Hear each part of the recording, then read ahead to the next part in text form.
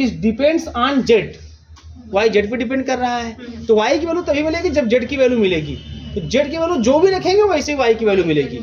तो मान लीजिए हम लेट कर लें जेड इज इक्वल टू सी, क्या मान लें जेड इक्वल टू सी, तो वाई इज इक्वल टू क्या मिल जाएगा 8/7 सी, है ना।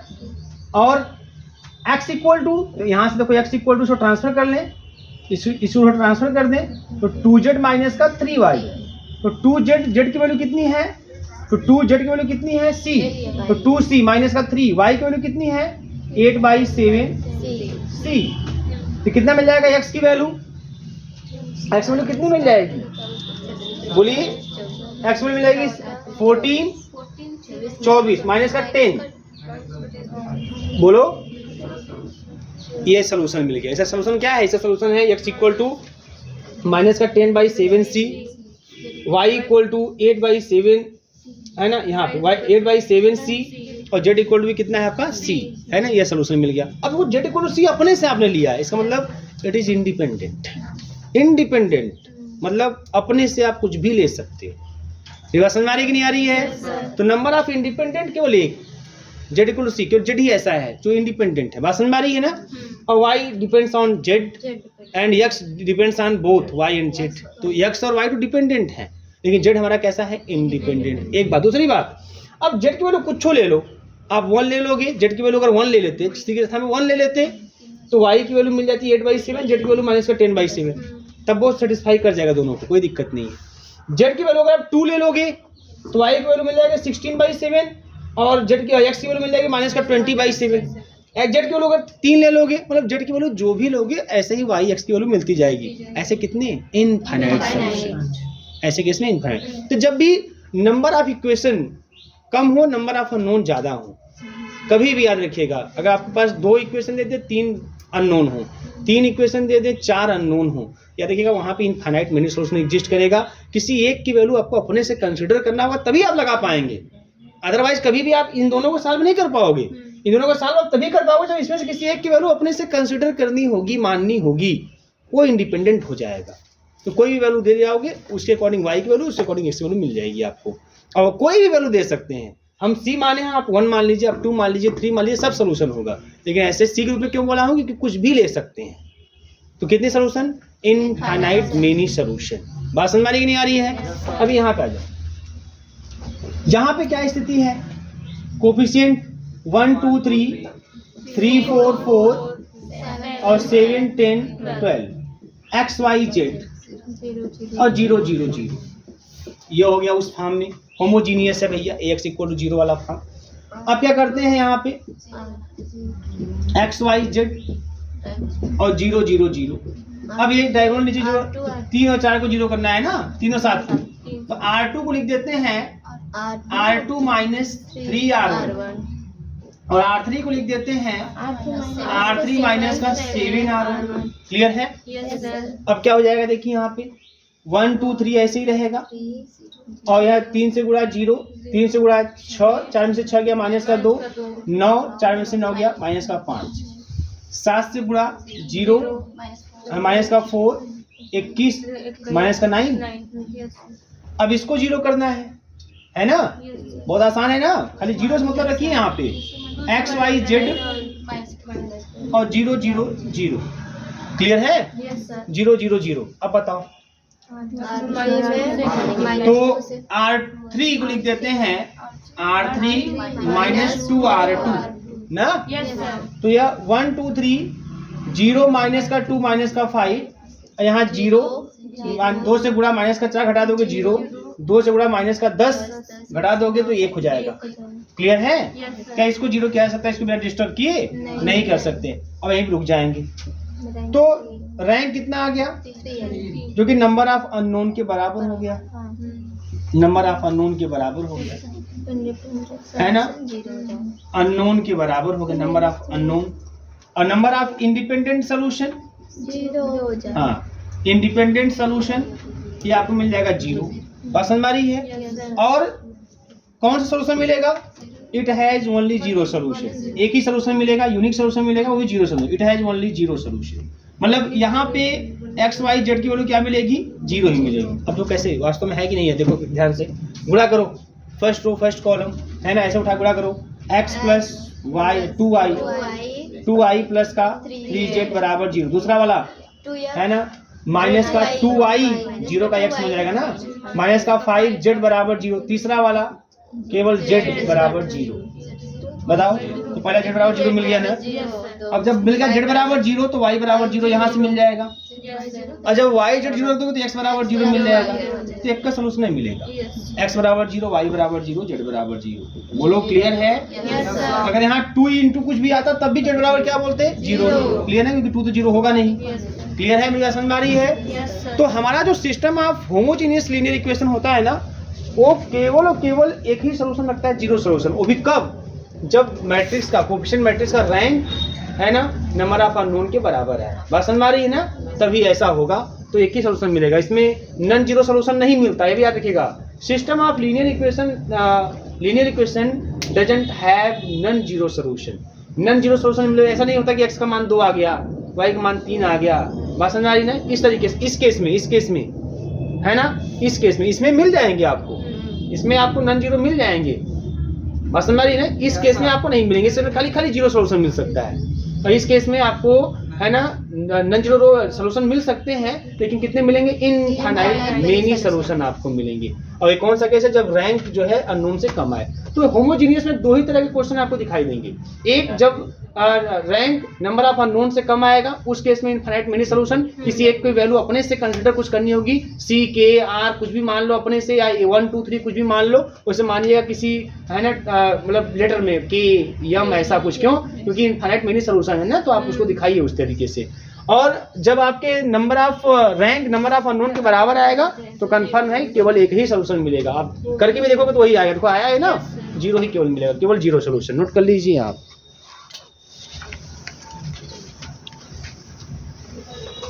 तो ये इस तरीके से होमोजेनियस वाली कहानी स्पष्ट हो गई, खत्म हो गई।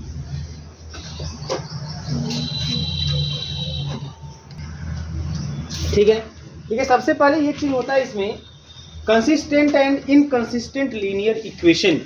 ठीक है, कंसिस्टेंट और इनकंसिस्टेंट लीनियर इक्वेशन क्या होता है, किस लीनियर इक्वेशन को हम लोग बोलते हैं कंसिस्टेंट और किस लीनियर इक्वेशन को हम लोग बोलते हैं इनकंसिस्टेंट। मेरी बात समझ में आ रही है ना? कब किसी लीनियर इक्वेशन को हम कंसिस्टेंट लीनियर इक्वेशन बोलते हैं और कब बोलते हैं inconsistent linear equation. Consistent and inconsistent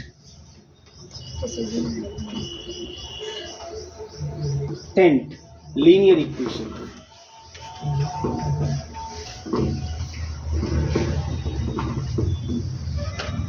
ठीक है, तो सबसे पहली बात कि जो कंसिस्टेंट या इनकंसिस्टेंट लीनियर इक्वेशन होते हैं, they are non homogeneous linear equation. वो कैसे लीनियर इक्वेशन होते हैं, नॉन होमोजीनियस लीनियर इक्वेशन। पहली बात, जिस भी लीनियर इक्वेशन को हम कंसिस्टेंट या इनकंसिस्टेंट बोलते हैं, सबसे पहली बात कि they are non homogeneous linear equation. वो नॉन होमोजीनियस लीनियर इक्वेशन होते हैं, मतलब they are of the type ax is equal to b and where b is not equal 0। मेरी बात समझ में आ रही है ना? बहुत ध्यान से मेरी बात समझिएगा, जो बातें एकदम स्पष्ट है ना। कंसिस्टेंट या इनकंसिस्टेंट लीनियर इक्वेशन जो होता है ना, वो होता है नॉन होमोजीनियस लीनियर इक्वेशन। इसका मतलब होमोजीनियस के केस में कंसिस्टेंट इनकंसिस्टेंट की बातें नहीं करते हम लोग, है ना, ये बातें होंगी नॉन होमोजीनियस के केस में। बात समझ में आ रही है?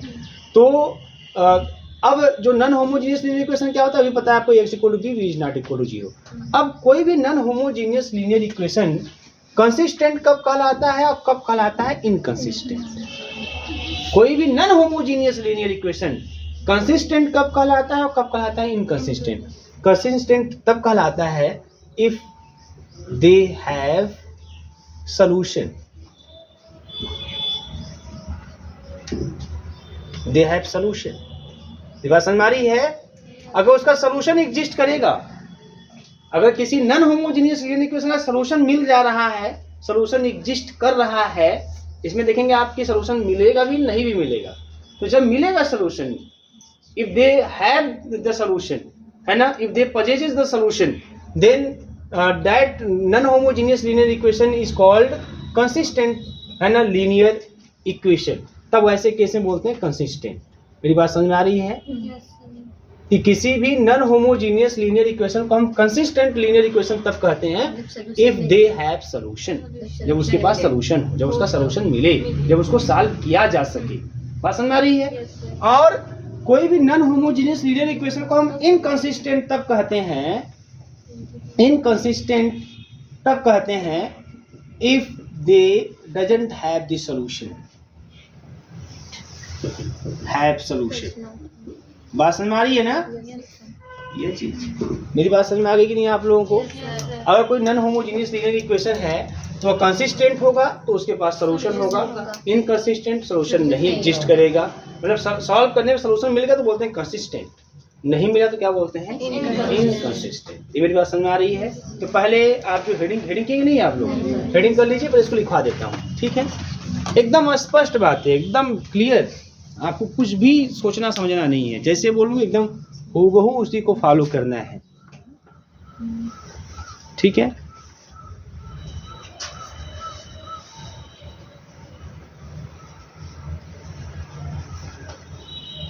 आप लोग बहुत मेहनती, बहुत तेज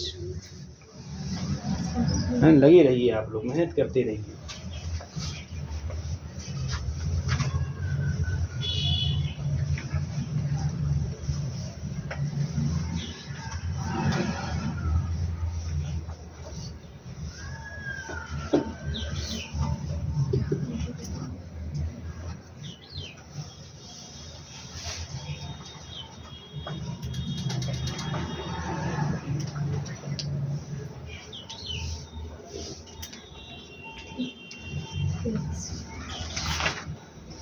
हो गया भैया?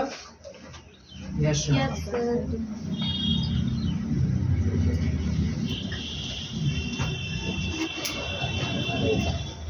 तो लिखिए इसमें, देखिए if a system of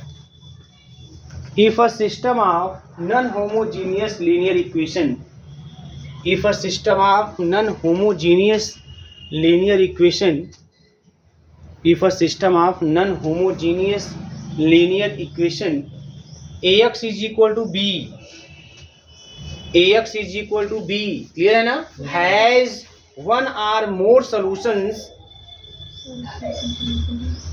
system of non homogeneous linear equation ax is equal to b has, क्या लिखे आप बेटा?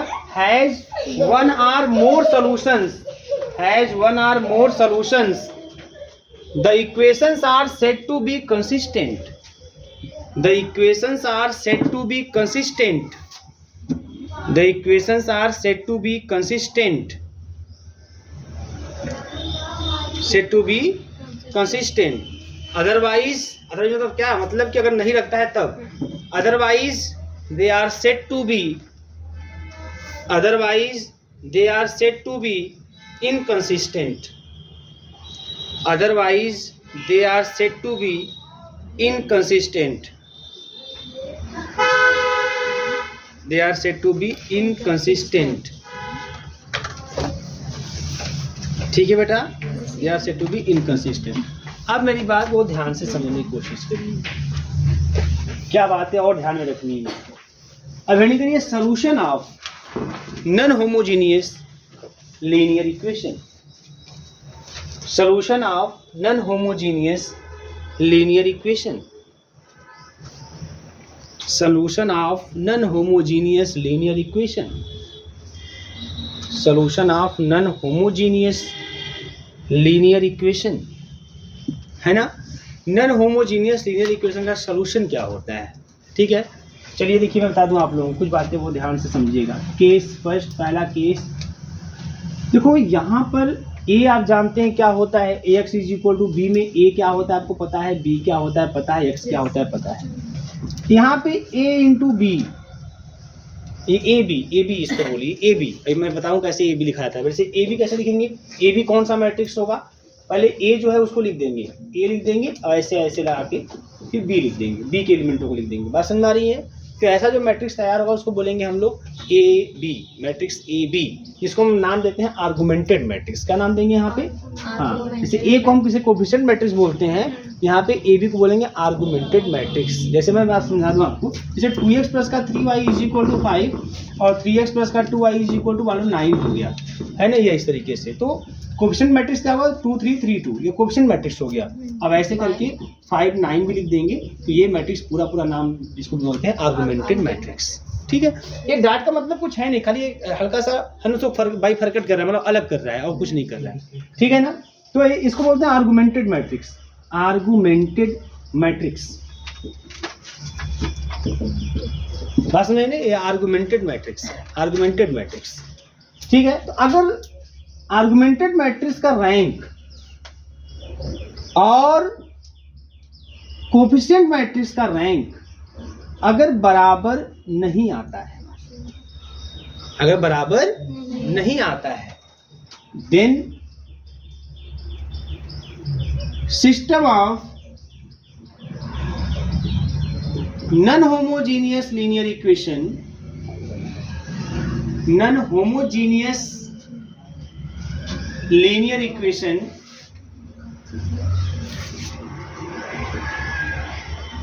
हो गया आर इनकंसिस्टेंट। वो क्या होता है तब? इनकंसिस्टेंट। मतलब समझते सब हम लोग क्या हो गया, इसका सॉल्यूशन नहीं होगा। मैं आपको, आप देखेंगे क्वेश्चन को सॉल्व करेंगे तो ऐसा जब केस बनता हुआ दिखाई देगा तो सॉल्यूशन एग्जिस्ट नहीं करेगा। आप देखेंगे क्यों नहीं करेगा, वो सब कुछ बातें समझ आएंगे, क्यों नहीं कर रहा है, क्या ऐसा है जिससे हम कह रहे हैं कि नहीं कर रहे, करेगा। तो सब कुछ चीजें क्वेश्चन में जब सॉल्व करेंगे तो सब कुछ दिखाई देगा, एकदम निश्चिंत रहिएगा। लेकिन याद रखिएगा, जब भी ऐसा केस